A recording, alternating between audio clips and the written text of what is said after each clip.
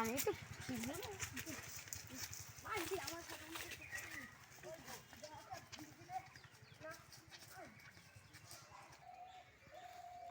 নমস্কার বন্ধুরা, সুন্দরবন ভিলেজ কুকিংয়ে আপনাদেরকে স্বাগত। বন্ধুরা, আজকে আমার পুকুরের সামনে চলে এসেছি। আজ পুকুর থেকে মাছ ধরবো। তো বাচ্চা ডিম সব আমার সাথে চলে এসছে, ওরা আমাকে সাহায্য করবে। তো পুকুর থেকে যা মাছ ধরবো সেই দিয়ে একটা রেসিপি বানাবো। আমি আমার ধরে রাখি। তো আজকে পুকুরে মশারি টানা দেবো না, এই খেওলা জাল দিয়ে মাছ ধরবো। তো খেওলা জাল দিয়ে মাছ ধরবো, যা পাবো সেই দিয়ে একটা রেসিপি বানাবো। তো বন্ধুরা প্লিজ পুরো ভিডিওটা আমার সাথে থাকবে।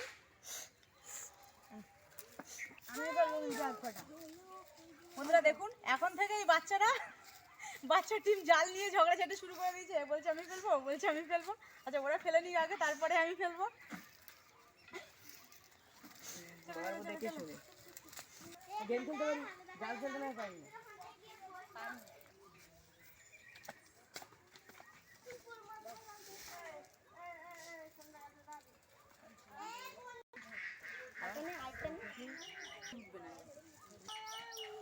পড়েছে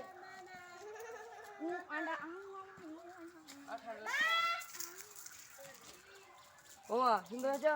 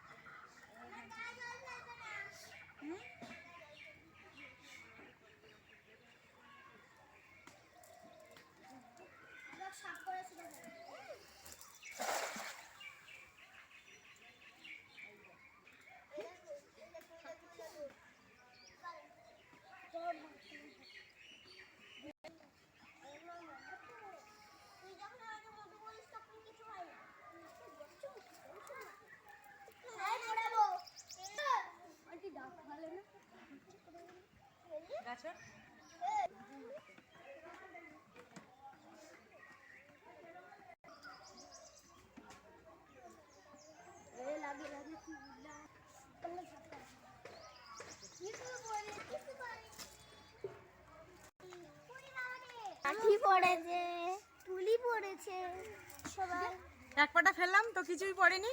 তো আর একটা পাটা ফেলবো কানা চেপে, দেখি কি মাছ পড়ে যায়।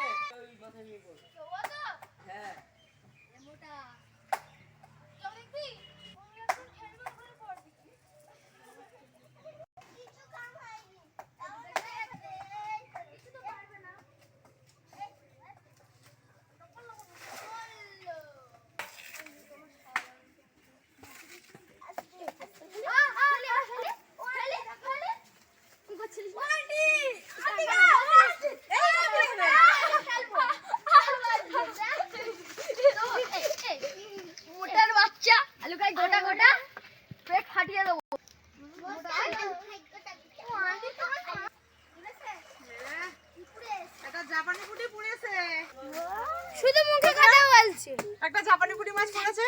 তো বাচ্চা ডিম ছাড়ানোর জন্য অস্থির হয়ে পড়েছে। এবার বাচ্চা ডিম ছাড়াবে মাছটা।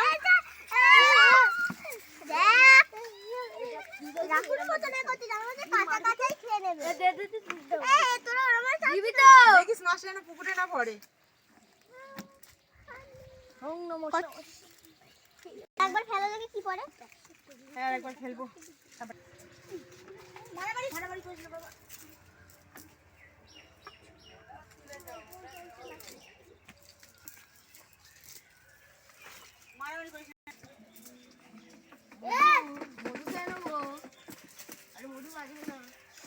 মৌমাছি এখন বসছে না, গাছে গাছেটা যে বসছে না, মধুও পাওয়া যাচ্ছে না। আমি মৌমাছি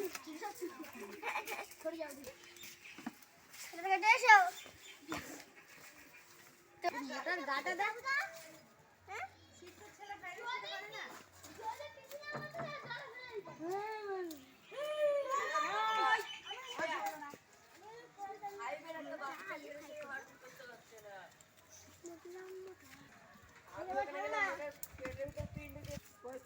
লাল লাল টমেটো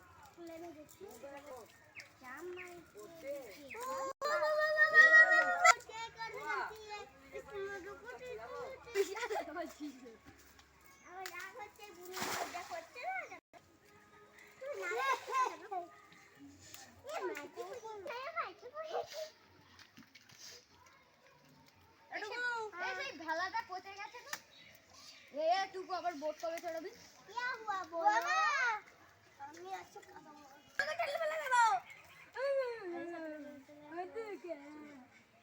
আগে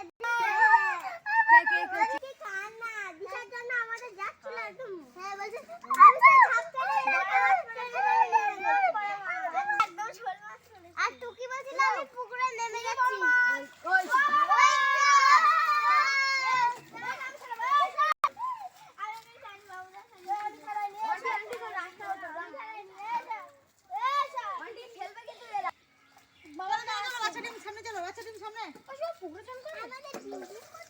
ও সেই ইয়া আসছে সেই ইয়াটা ও আলের উপর দিয়ে আসছে তাই জানছ না বাবারে চলো দেখি সরো ছড়বি তো ঝালি তোরা দেখি ওই যা আচ্ছা এখানে ওই যা বাবা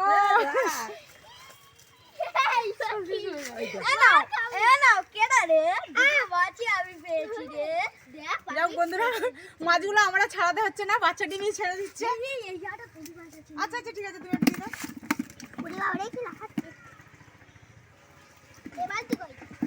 কটা বাজে আন্টি এবার দাও ওই যে একটা মোটি মাছ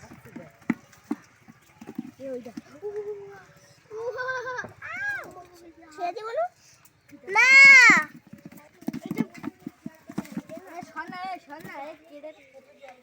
ধরো বাকি ধরো পাখি গায়েন আলু খাবেন পাখি গায়েন আলু খাবেন ওই তো সে ওই যে একটা মোটি মাছ সরো মাসি হয়ে গেছে এখন মাসি হয়ে গেছে এখন তো মাসে হবেই ধরো দেখি এখন ঠিক আছে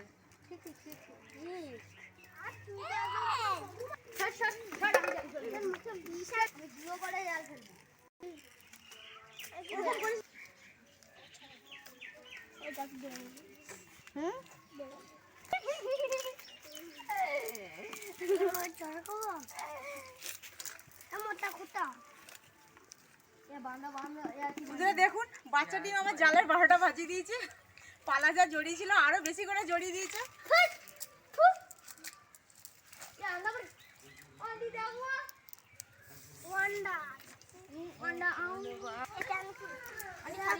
বড় মাছ ধরেছি আমি ধরেছি সব বড় মাছ আমি ধরেছি শুধু এই মাছটা ধরেছি হ্যাঁ আমি ওই ফার্স্টে ওইটা ধরেছিলাম পাখি পুরো চটকে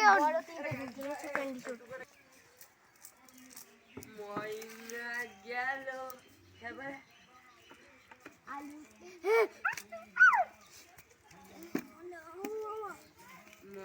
কটা বাজে গো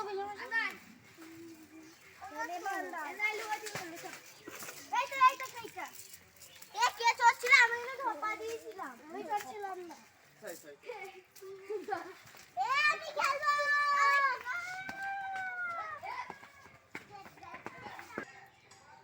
বন্ধুরা বাচ্চা ডিম সব খেলতে চলে গেছে, তো আমার যা মাছ হয়েছে একটা রেসিপি হয়ে যাবে, তো এখন রান্নাঘরের দিকে যাব।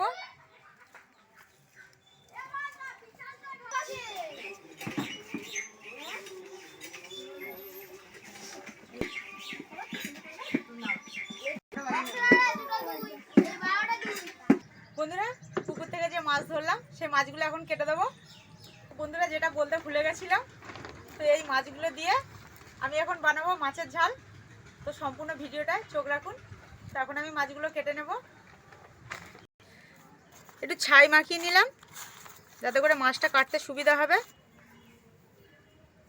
প্রথমে মাছের পাখনাটা কেটে নেব, চারি সাইডের পাখনা। এরপর মাছের গা থেকে আঁশটা তুলে নেব।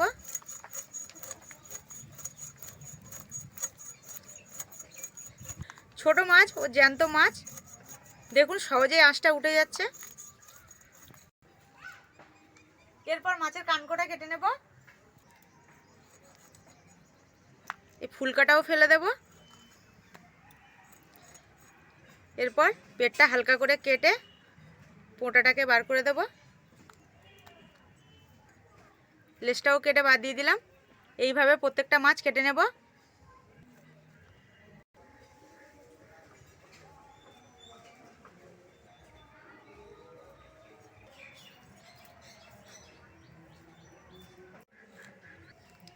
মাছগুলো কাটা হয়ে গেছে। ভালো করে ধুয়ে এনে মশলাগুলো রেডি করে মাছের ঝালটা চাপিয়ে দেব। আমি মাছের ঝোলের জন্য মশলা নিয়েছি, সবে সবে গরম করতে শুরু করেছে। ইউজ করবো।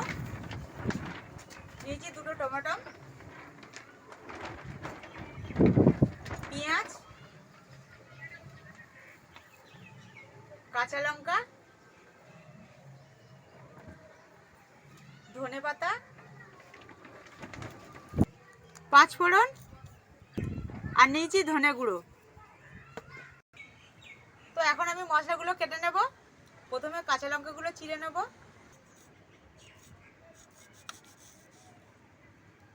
এরকম মাঝখান দিয়ে কেটে নিলাম।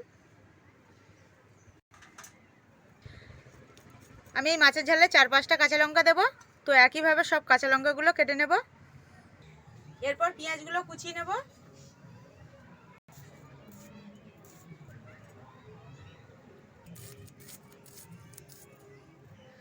এরপর টমেটোগুলো কেটে নেব।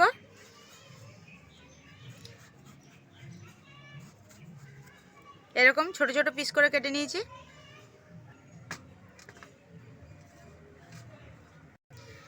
এরপর ধনেপাতাটা কুচিয়ে নেব। মাছের ঝালে ধনেপাতা দিলে ওর গন্ধটা খুব সুন্দর আসে, ও খেতেও খুব ভালো লাগে।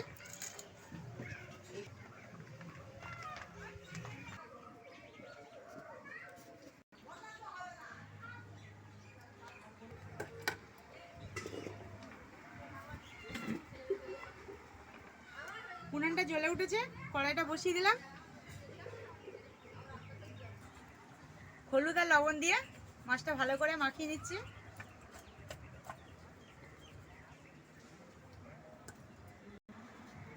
কড়াইটা গরম হয়ে গেছে, এবার তেলটা দিয়ে দেব।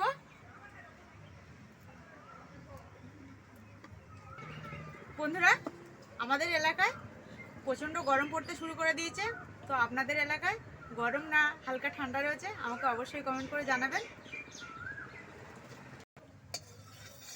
তেলটা গরম হয়ে গেছে, এবারে মাছগুলো ভেজে নেব।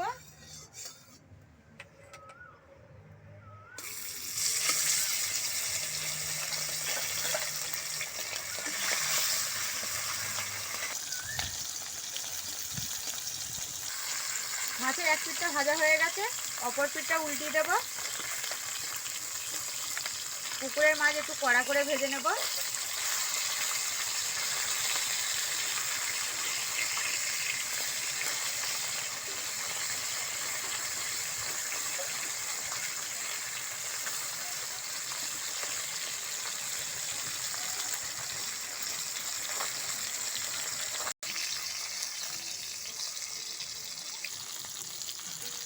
বন্ধুরা দেখুন, মাছগুলো কড়া করে ভেজে নিয়েছি।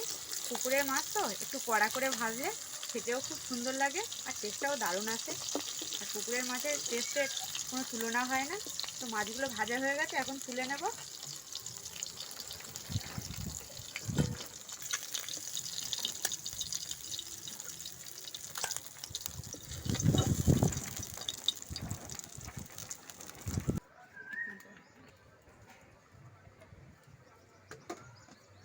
তেলের মধ্যে একটু 5 ফোড়ন দিয়ে দিলাম। এরপর পেঁয়াজ কুচি,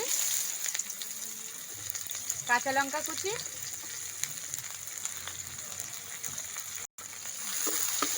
তো পেঁয়াজটাকে হালকা করে ভেজে নেব।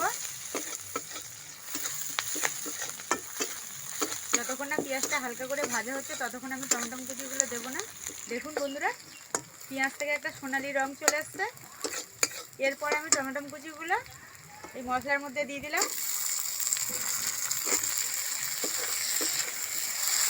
দিয়ে একটু নাড়াতে থাকবো।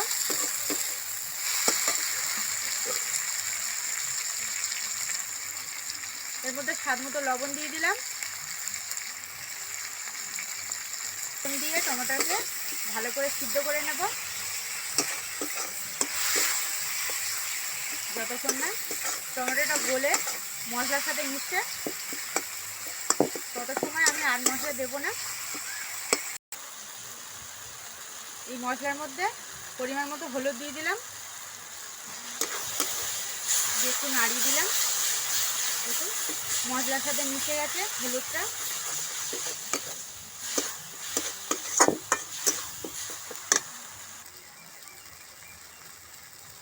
এর মধ্যে জিরে গুঁড়ো দিয়ে দিলাম, দিয়ে আবারও এই টমেটোর সাথে ভালো করে জিরে গুঁড়োটা মিশিয়ে নিলাম। দেখুন পুরো মশলা একসাথে মিশে গেছে।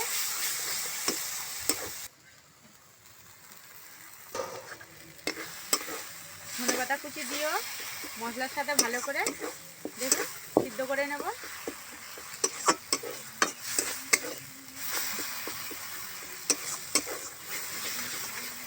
মশলাটা যতক্ষণ না তৈরি হয় এইভাবে নাড়তে থাকবো।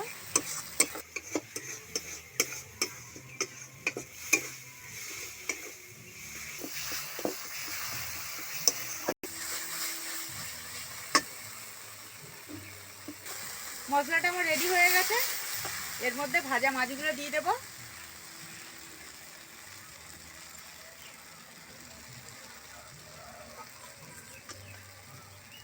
দিয়ে মশলাটা ভালো করে ভাজা মাছের সাথে মাখিয়ে নেব।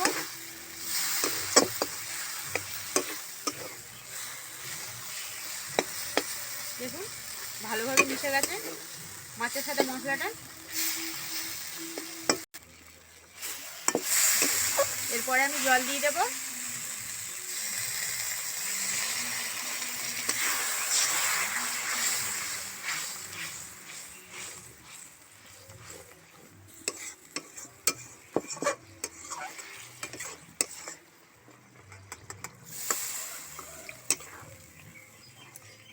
মাছটা সিদ্ধ হওয়ার মতো জল দিয়ে দিলাম। আমি মাছের ঝালে বেশি ঝোল রাখবো না। এইভাবে মিনিট 5 ফুটিয়ে নিয়ে আমি নামিয়ে নেব। বন্ধুরা তরকারিটা দেখুন প্রায় হয়ে আসছে। তো গন্ধটা এত সুন্দর বেরোচ্ছে, আর কালারটা দেখুন কত সুন্দর।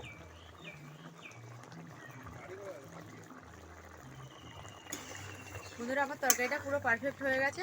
এবারে নামিয়ে নেব।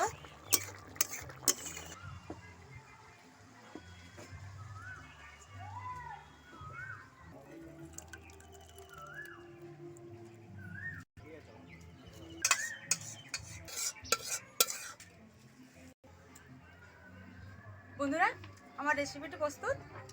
তো আমার রেসিপিটি কেমন হয়েছে আমাকে অবশ্যই কমেন্ট করে জানাবেন, আর আমার চ্যানেলটাকে সাবস্ক্রাইব করে রাখবেন। পাশে থাকা বেল আইকনটিকে ক্লিক করে রাখবেন। দেখা হচ্ছে নতুন ভিডিওতে। নমস্কার, ধন্যবাদ।